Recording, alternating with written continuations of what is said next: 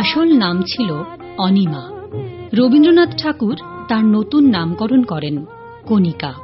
যদিও ডাক নামেও তিনি আমাদের কাছে বিশেষ পরিচিত, মোহর। গুণমুগ্ধ অনুরাগীরা তাকে বলতেন রবীন্দ্রসঙ্গীতের নাইটিঙ্গেল।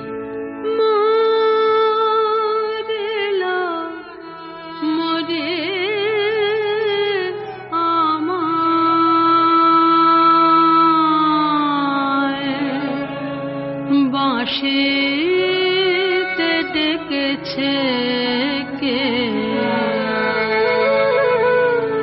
ভেবেছিলেন ঘরে রব, কোথাও যাব না।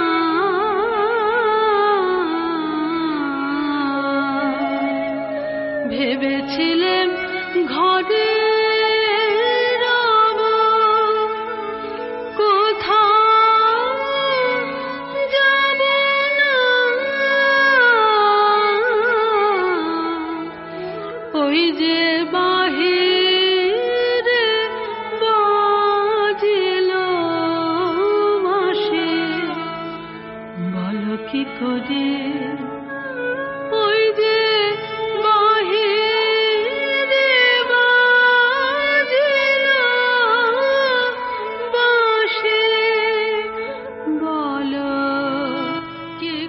বলা হয় রবি ঠাকুরের পায়ের কাছে বসে তার গান শেখা। অনেকেরই শ্রবণ ও মননে আজও অন্য আবেদন জাগিয়ে যায় তার কণ্ঠমাধুর্য সিক্ত রবীন্দ্র গীতিনাট্য।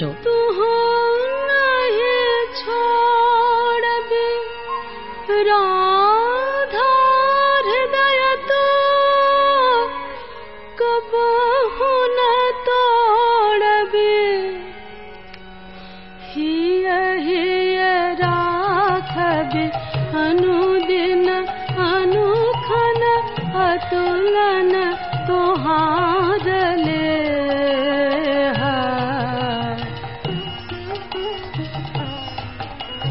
भानु भने आई राधा छे छे चंचल चित तुहारे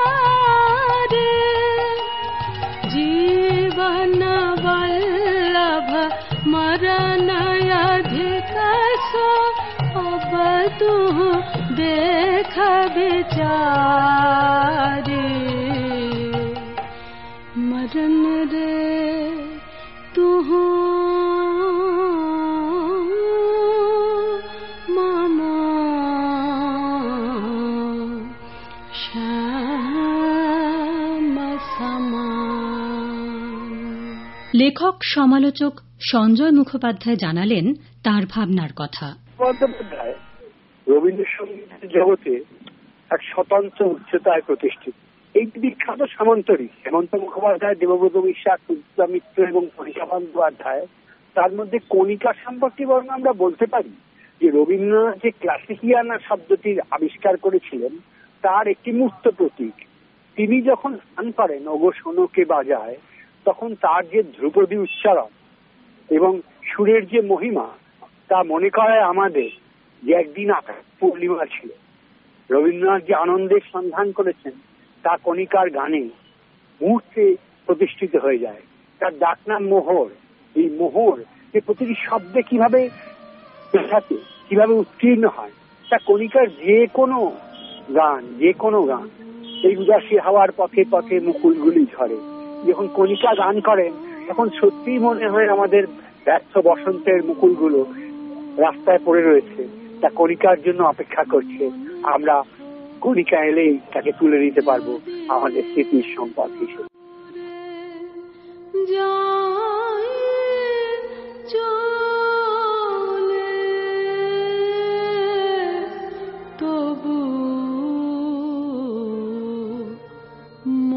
দেখো গেয়েছেন অতুল প্রসাদীয়। যার বিরহে নয়নে অশ্রু বহে আজ তোর, যার বিরহে নয়নে অশ্রু বহে ওরে হয়তো তাহার পাবে দেখা গন্তি হলে সমাপন, হয়তো তাহার পাবে দেখা গন্তি হলে সমাপন।